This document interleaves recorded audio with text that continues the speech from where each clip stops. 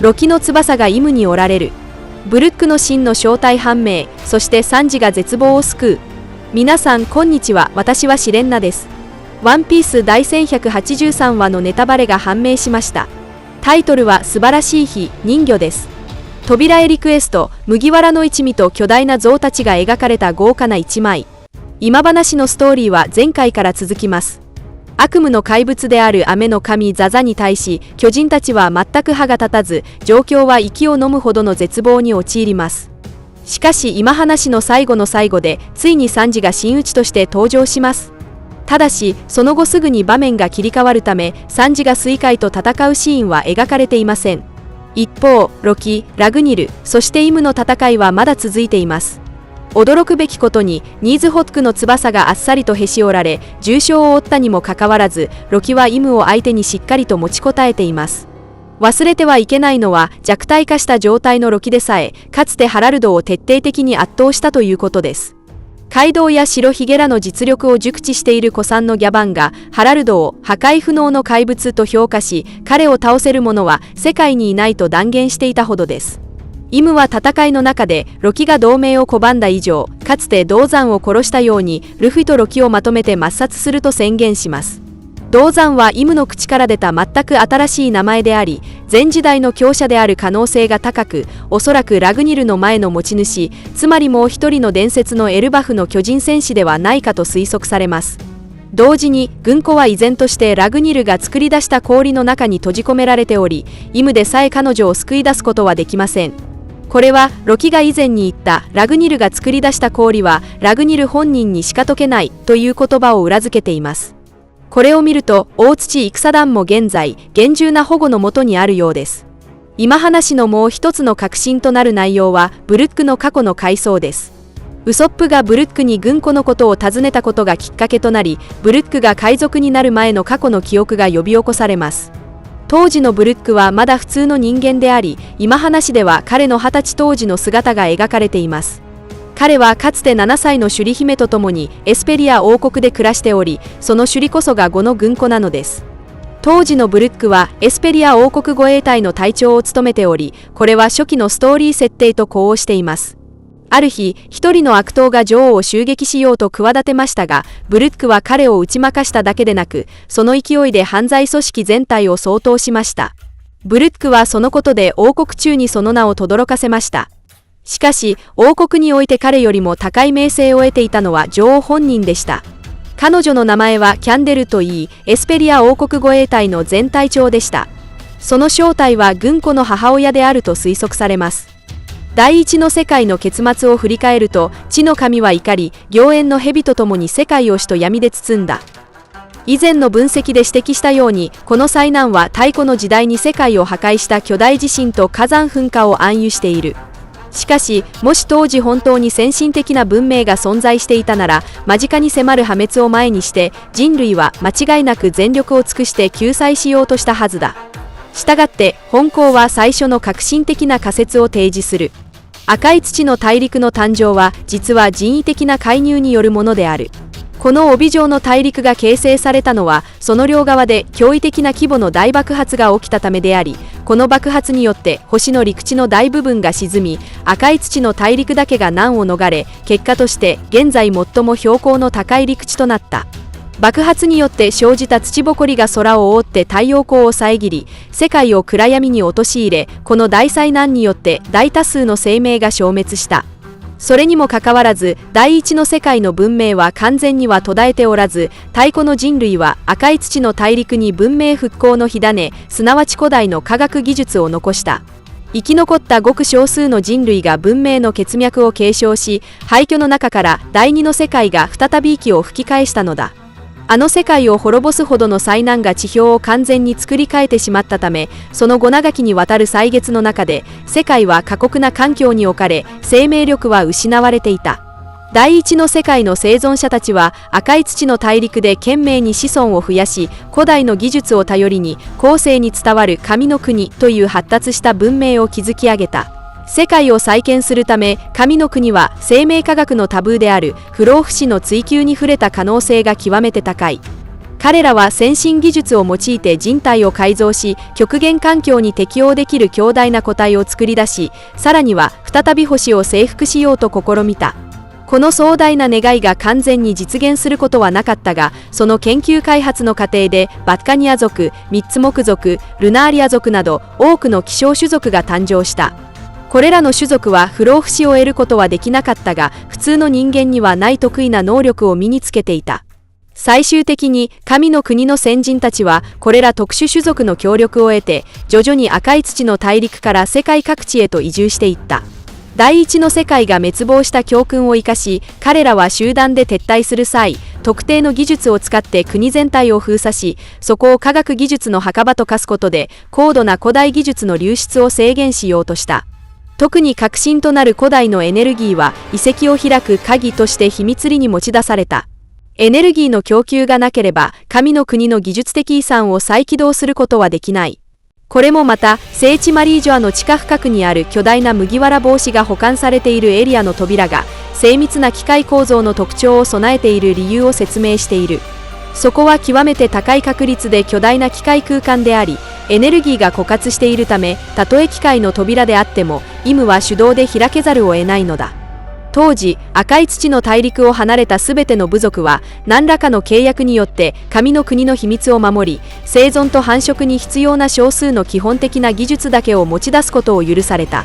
そしてイムが属するネローナ家の祖先は極めて高い確率で神の国を離れて地表に降り立ち、生存した人類の一派であったと思われる。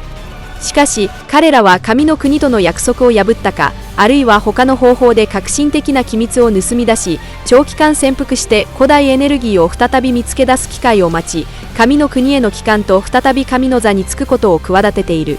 長い歳月が流れるにつれ、神の国は次第に神話や伝説へと変わり、地上の世界も徐々に活気を取り戻していった。全体的な科学技術の水準は第一の世界には及ばないものの、時代はすでに新たな変化をはらんでいた。いわゆる森の神は魔を使わせたというのは、さまざまな超自然的な能力が悪魔の実という形で世に降臨したことを暗喩している。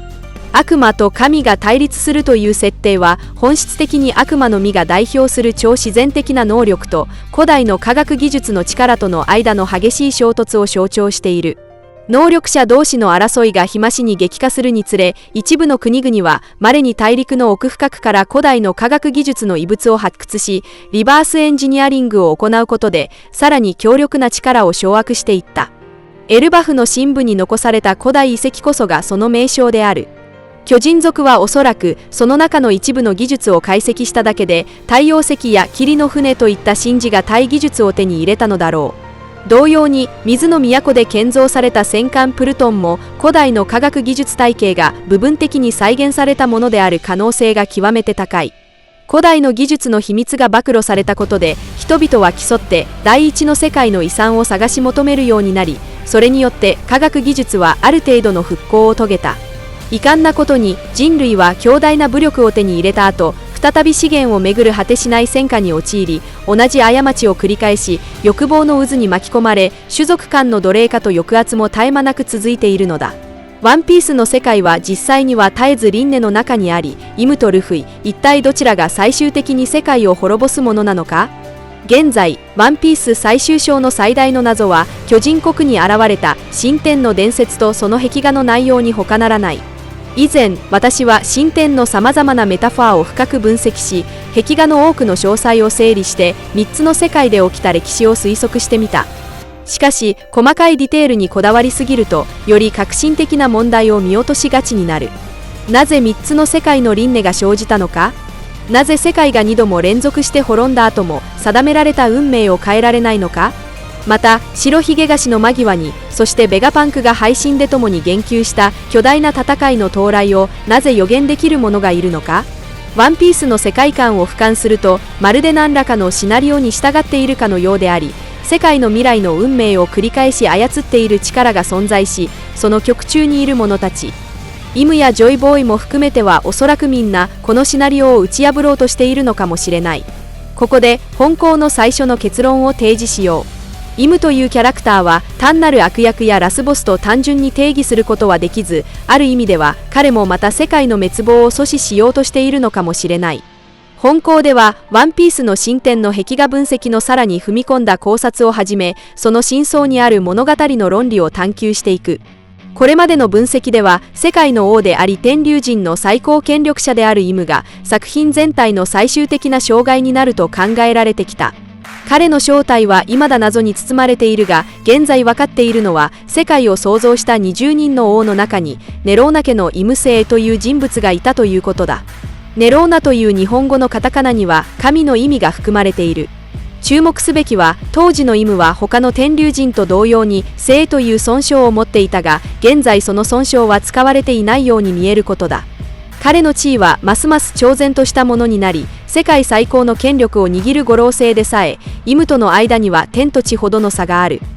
明らかにこの自らを神と称するネローナ家は、ワンピースに登場する他の神秘的な特殊種族と同様に、人には知られざる革新的な機密を隠し持っている。イムはおそらく最初から最後まで一貫して家族の使命を遂行し、神の姿で世界全体を支配しようと意図しているのだろう。しかし、スローガンだけでこの目標を達成するのは明らかに不十分であり、ネローナ家は絶対的に強大な力を握る必要がある。ワンピースの世界観において真の強大な力とは何か？それは各種の悪魔の実でもなく、極めて破壊力の高い覇気でもない。なぜなら、それらの力は一時的な戦術魔と勝利を得ることにしか過ぎないからだ。世界情勢を根本から覆し、再構築できる真の力とは、より神秘的な古代兵器である。これらの兵器は大陸を沈めるほどの壮大な災厄を引き起こす能力を備えている。例えば、海王ポセイドンは海の中で最強の生物である海王類に命令を下し、瞬く間に島を破壊することができる。冥王プルトンは造船史上最悪の戦艦と称され、一撃で島を消し去るほどの絶大な火力を持つ。現在、古代兵器はまだ完全に覚醒していないが、その脅威は現実に存在し、いずれも決定的な戦略的抑止力を持っている。それらは攻撃規模が巨大で、広域破壊の特性を持ち、地形を広範囲に変えることができる、まさに世界を滅ぼすに足る真の力である。800年前、ジョイボーイは世界に一つなぎの大秘宝を残し、同時に歴史の本文と古代兵器を残したが、これらはロジャーが言った富、名声、力にそれぞれ対応している。ベガパンクはかつて疑問を呈した。ジョイボーイはなぜ古代兵器という極めて危険な力を意図的に残したのか？明らかに兵器として定義されるそれらが存在する根本的な意義は、前代未聞の強敵を打ち倒すことであり、その脅威のレベルは全世界の公敵に等しいかもしれない。これが問題の核心に触れる部分である。再び壁画に目を向けると、以前の分析で私はこの壁画が第二の世界の歴史を描いており、子供の落書きのような形で記録されていると推測した。完全に写実的ではないものの、深い意味が込められている。壁画の右側の出来事は比較的早くに発生しており、大規模な開発と征服の光景を描いている。この勢力を率いる人物は王冠を被っており、この集団の支配者であると推測される。絵の中では、人々が神秘的な技術によって膨大なエネルギーを採掘している様子が描かれており、このエネルギーは強大な怪物や驚異的な威力を持つ飛行船に供給されただけでなく、人体の改造にも使われている。壁画の右下にある精密な機械構造は、当時すでに高度に発達した神秘的な科学技術文明が存在していたことを暗示している。これらの技術はどこから来たのか？なぜ現在では姿を消してしまったのか？事実、科学技術は一旦誕生すれば完全に消し去ることは容易ではないが、稼働に必要な重要な条件が欠ければ停滞してしまう可能性がある。古代のエネルギーの喪失こそが、現在の大秘宝世界の全体的な科学技術水準が低い原因となっている重要な要因である。白ひげはかつて赤い土の大陸の上に神の国が存在していたと言及した。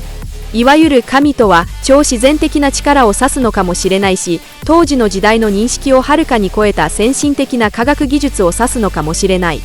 ワンピースの設定では、この2つはどちらも成立しうるだけでなく、同時に並存していた可能性も極めて高い。以上が今回の動画の内容です。